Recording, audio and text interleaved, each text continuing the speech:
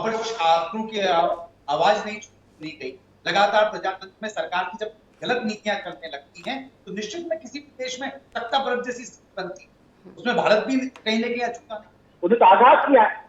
अगर ये तो आगाह करने की बात है ना, प्रजातंत्र को मजबूत करने की बात है कि आप सही ट्रैक पे नहीं आएंगे, सही तरीके से देश को नहीं चलाएंगे, लोगों की आवाज नहीं सुनेंगे, लोगों को न्याय नहीं देंगे, लोगों को रोजगार नहीं देंगे, महंगाई पे कंट्रोल नहीं करेंगे, बेरोजगारी खत्म नहीं करेंगे और देश में अराजकता का अगर माहौल रहा तो कहीं ना कहीं हमारे पड़ोसी देशों से सबक लें।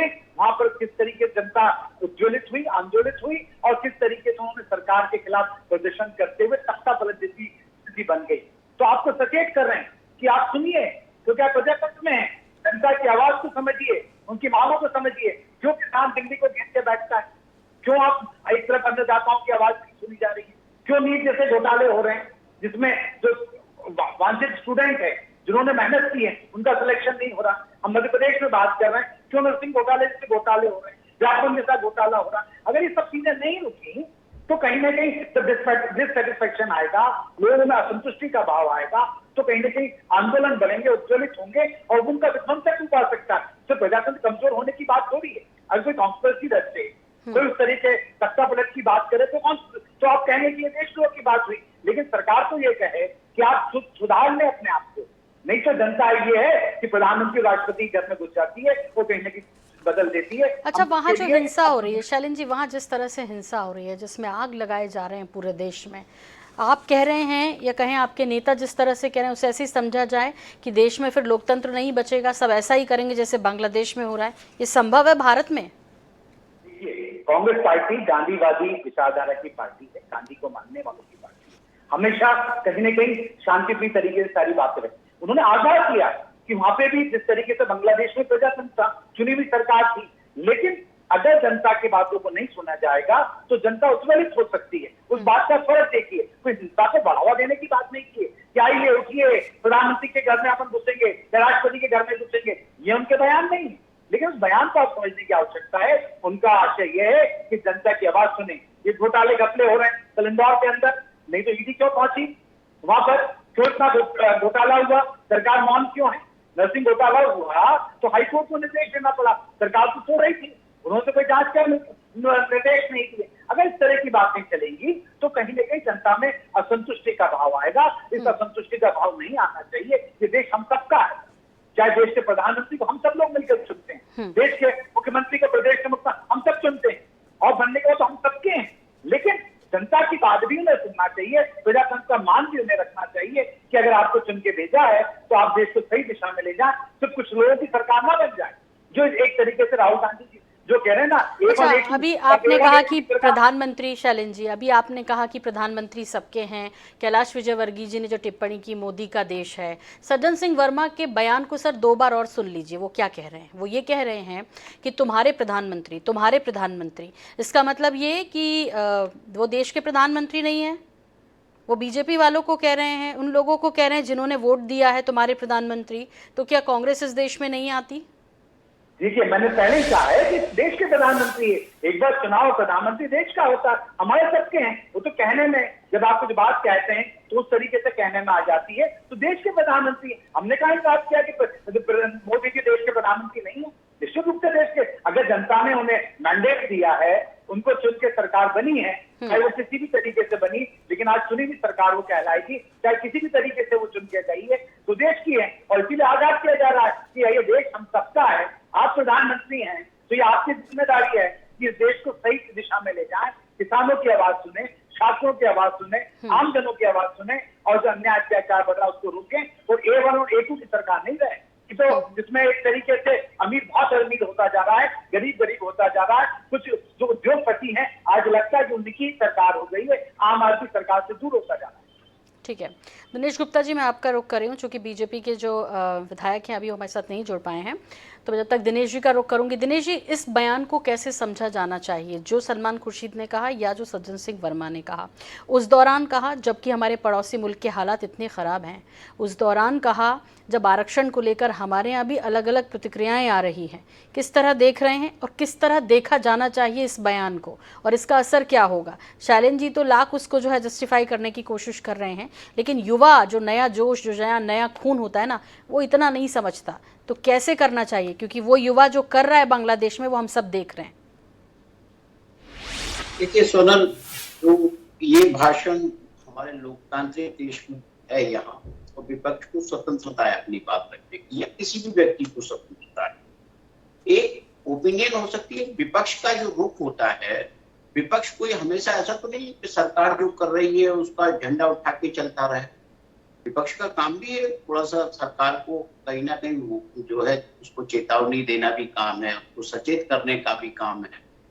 यदि मुद्दे हैं, विपक्ष के अपने मुद्दे हैं, संसद के भीतर भी तो बहुत सारे मुद्दे उठते हैं, तो वो तो इसमें नहीं आते कि सब आप जो है कोई देशद्रोही काम कर रहे हैं या कुछ काम कर रहे हैं। आप संसद के भीतर भी होता है, संसद परिसर में भी होता है और सड़क पर भी होता है। तो ऐसे बहुत सारे मुद्दे उठते हैं। देखिए, जो विपक्ष कई बार तीखी भाषा का उपयोग करता है। हमने 2014 में देखा था मोदी जी किस तरह की तीखी भाषा का उपयोग डॉक्टर मनमोहन सिंह के लिए करते थे, बहुत सारी चीजें करते थे। तो विपक्ष की तरह देखना चाहिए। और हमारे यहाँ उस तरह का हिसाब किताब नहीं है ना, जैसा पाकिस्तान में है या बांग्लादेश में हो गया। बांग्लादेश आया कहाँ से? पाकिस्तान से ही आया वो। तो एक कल्चर वहां तो है। एक आदमी का जो बात है, जैसे सलमान खुर्शीद साहब ने कहा कि हमारे देश में ये हो नहीं सकता, उन्होंने ये भी कहा इस तरह के हालात यहाँ बन नहीं सकते। तो जो पूरे संपूर्ण ढंग से देखेंगे ना, तो लगेगा कि इसमें कोई ऐसा नहीं है कि जो विपक्ष ने ऐसी आपत्तिजनक बात कर दी है। और यदि आप इसे ये देखेंगे कि साहब विपक्ष चुपचाप रहे और ये भी ना बोले कि साहब यहाँ के मुद्दे हैं, यदि जीएसटी का मुद्दा है, विपक्ष उठा रहे संसद के भीतर, तो जीएसटी को लेके एक वर्ग में असंतोष होगा। आरक्षण का मुद्दा तो सुप्रीम कोर्ट से आया, मायावती का बयान है, तेजस्वी का बयान है, चिराग पासवान का बयान है, जो सहमत नहीं है इससे। तो वहां बांग्लादेश में भी तो आरक्षण का मुद्दा था ना। तो यदि इन सारी चीजों को, जो समस्या आती है, सरकार उसको यदि समय पर देख ले, लोगों से संवाद स्थापित कर ले, तो इसमें बुराई क्या है? मुद्दे तो होते ना सरकार के खिलाफ होते, हर आदमी सरकार के फैसले से खुश हो ये जरूरी नहीं होता। अच्छा, तो आप दिनेश जी, आप कितना इत्तेफाक रख रहे हैं कि बोलने के तरीके से भी बहुत कुछ हो जाता है। तो क्या ये तरीका ठीक है जबकि पड़ोसी मुल्क में इस तरह की आग फैली हो, तब पूरी दुनिया में उसे लेकर बात की जा रही हो, दुनिया में शरण उनको कहीं नहीं मिल रही थी, अब फिनलैंड की बात हो रही है, वो अलग बात है। लेकिन आप मुझे बताइए कि क्या इसका तरीका कुछ और हो सकता था? क्योंकि हम भारत में हैं, भारत एक बड़ा देश है। जैसे सलमान खुर्शीद ने भी अपनी आखिरी लाइन में लिखा है कि भारत में ये नहीं, क्योंकि यहाँ पर बहुत लोग हैं और कहीं ना कहीं सपोर्ट भी हो जाता है ऐसे में कि कुछ अच्छा भी कहते हैं, कुछ बुरा भी कहते हैं, कुछ गलत करना भी चाहें तो उसे उससे ज़्यादा लोग गलत करने नहीं देते। तो क्या इस तरह से कहना, मतलब भाषा इस तरह से रखना, ये ठीक आपको लग रहा है? क्योंकि अभी स्थिति नाजुक है। नहीं, देखिए, कोई नाजुक स्थिति इस देश में इस तरह के बयानात से कोई फर्क नहीं पड़ता कौन क्या बोल रहा है। यदि इतना फर्क पड़ता देश में, इतना ही तो बहुत सारी, आप देखिए ना, हमारे यहाँ तो इतना लंबा अंग्रेजों से संघर्ष चला है, तब भी उस तरह की बात नहीं हुई जो बांग्लादेश में जिस तरह से हुआ, आंदोलन हुआ, वहां तो किसी को वहां भागना नहीं पड़ा। तो हमारे यहाँ तो बहुत पेशेंस है लोगों में, और जो हमारे यहाँ जो इलेक्ट्रल सिस्टम है बहुत अच्छा है। अभी तो चुनाव निपटा है ना, अभी लोकसभा का। लोगों को यदि सरकार से नाइतफाकी होती, उनकी बात से सहमत नहीं होते, तो सरकार बदल देते। कांग्रेस को कुछ सीटें आई, उसका तात्पर्य। तो ये सवाल तो शैलेंद्र जी से पूछेंगे हम कि जो वो बार बार जनता की बात कह रहे हैं, यदि ऐसा होता तो फिर वो उनको सत्ता में क्यों नहीं ले आ रहे हैं, वो जो बार बार जनता के लिए बोल रहे हैं। लेकिन उससे पहले मैं बता दूं दिनेश जी और शैलेंद्र जी कि हमारे साथ आशीष शर्मा जी भी जुड़ गए। आशीष जी, स्वागत है आपका। और डिबेट चल रही है, सज्जन सिंह वर्मा जी ने जो कहा है उसे लेकर बात हो रही है, सलमान खुर्शीद ने जो आज कहा है उसे लेकर, बांग्लादेश से जुड़ा हुआ। तो भाई उन्होंने ये तो नहीं कहा कि आप भी घुस जाइए प्रधानमंत्री जी के घर में, उनके आवास में, राष्ट्रपति भवन में घुस जाइए और ये सब कीजिए। वो तो आगाह कर रहे हैं, शैलेंद्र जी कह रहे हैं कि ऐसी स्थिति ना बने, क्योंकि धीरे धीरे एक एक वर्ग नाराज होता चला जा रहा है। और इसलिए कह रहे हैं शैलेंद्र जी, जो लोकसभा में नतीजे आए हैं उसके बाद कह रहे हैं। आशीष जी, आशीष जी, आप मुझे सुन पा रहे हैं? आशीष जी, आप मुझे सुन पा रहे हैं? पहली बात तो यह है कि भारत के संदर्भ में भारत की तुलना बांग्लादेश और पाकिस्तान से करना, वहां जो हुआ है उसकी पुनरावृत्ति भारत में हो सकती है। इसे मैं उचित नहीं मानता। इन देशों में लोकतंत्र की क्या हालत है, बांग्लादेश हो, पाकिस्तान हो, श्रीलंका हो, और भी विश्व के कई ऐसे देश है जहां पर समय समय पर तख्ता पलट होता रहता है। लेकिन भारत में ना तो इस तरह की परंपरा है, ना भारत में इस तरह की ताकतें कभी सफल हो पाई।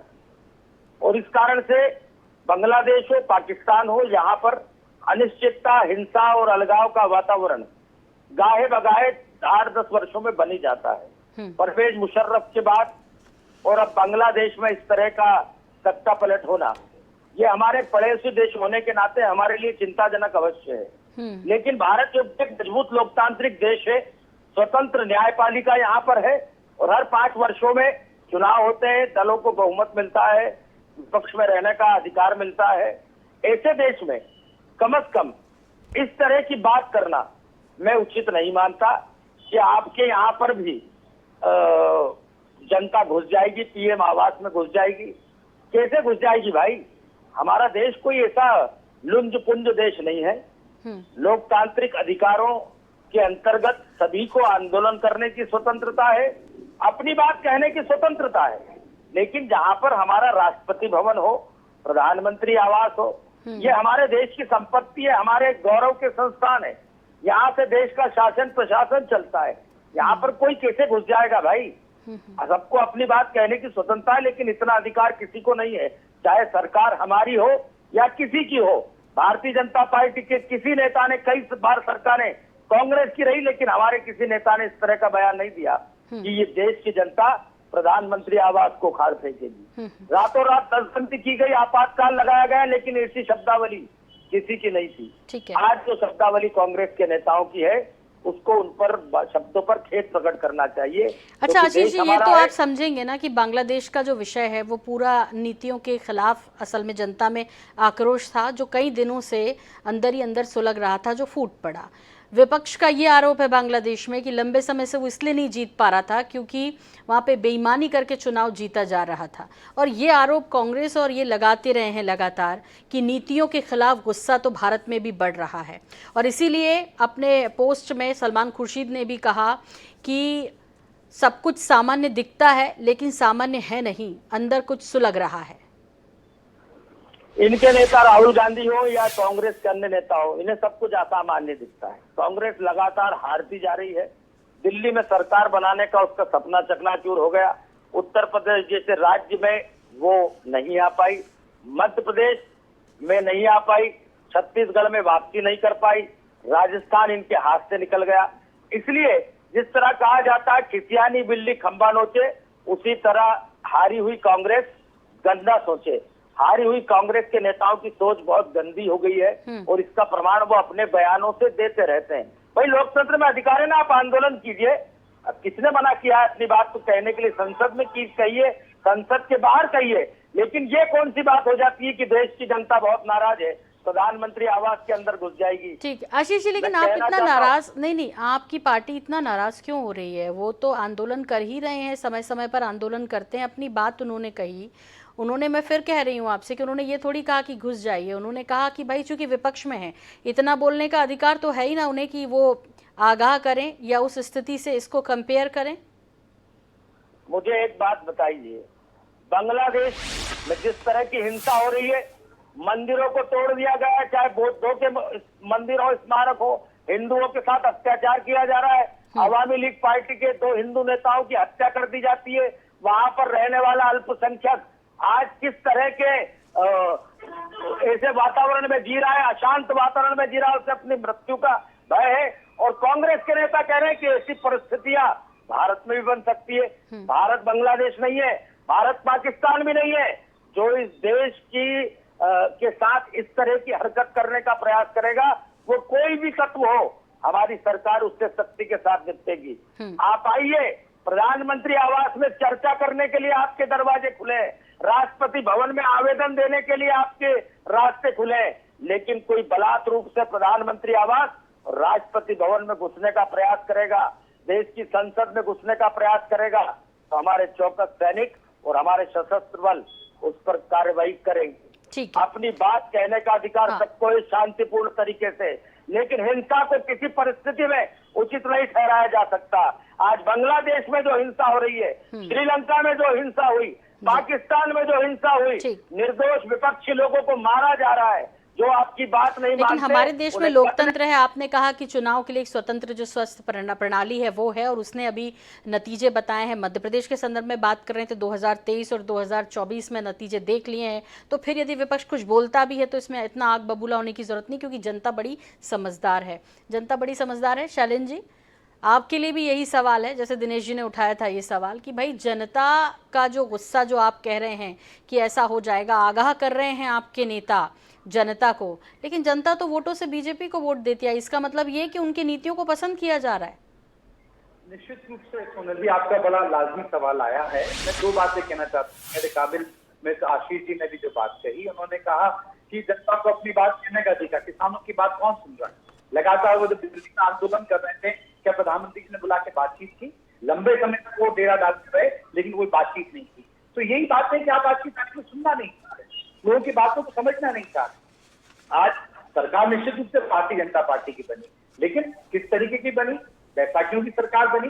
कांग्रेस पार्टी सरकार नहीं बना पाई, इसमें कोई बात नहीं। मध्य प्रदेश में हम चुनाव हारे, विधानसभा के भी हारे और लोकसभा में भी हम नहीं जीत पाए, हम मानते हैं। लेकिन कहीं न कहीं इस बात को लेकर बहुत सारे फैक्टर्स काम करते हैं। आशीष जी, आप भी समझते हैं, सुनील जी आप भी सब चीजों को समझते हैं। हम ये भी कह रहे हैं कि हमें कमियां रह गई होंगी ऑर्गेनाइजेशनल लेवल से या फिर संगठनात्मक रूप से, कि हम अपनी बात जनता तक ठीक तरीके से नहीं पहुंचा पा रहे होंगे।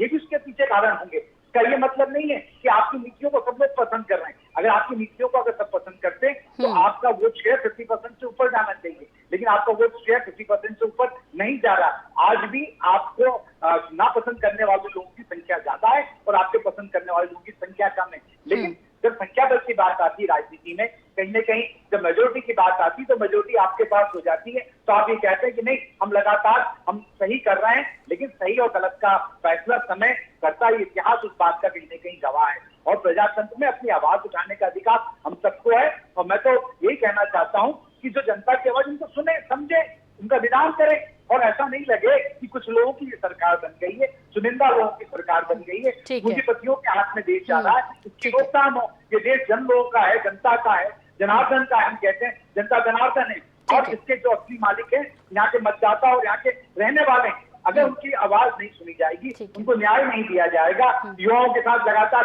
भ्रष्टाचार, अब नर्सिंग घोटाला जैसा घोटाला होगा, एडमिशन में घोटाला हो रहा है, परीक्षा में घोटाला हो रहा है, नौकरियों में घोटाला हो रहा है। हमारी जनता, देश की जनता, भारत की जनता आज भी जो है वो चुनाव में विश्वास करती है, वो हिंसा में नहीं विश्वास करती है। फाइनल कमेंट मुझे दिनेश जी आपसे लेना है कि देश में कुछ सुलग रहा है, इस बयान को कितनी गंभीरता से लिया जाना चाहिए? विषय सबके सामने है। आशीष जी कुछ बोलेंगे, कुछ नहीं बोलेंगे, शैलेंद्र जी कुछ बोलेंगे, कुछ नहीं बोलेंगे। क्यों नहीं बोलेंगे ये भी पता है, क्यों बोलेंगे ये भी पता है। आप बताइए, इन सब विषयों के बीच क्या वाकई में कुछ सुलग रहा है? नहीं, देखिए सोनल, मैंने पहले भी कहा कि ये जो इस तरह के जो बयानात आते हैं, इनको केवल राजनीतिक मानना चाहिए। आज सुलझने के लिए आप बताइए ना, कौन से बड़े मुद्दे हैं जिसको लेकर लोग नाराज हैं और सड़क पर आना चाहते हैं? ले देखकर बात आ जाती है कि किसान आंदोलन की बात होती है, इसके अलावा तो नहीं।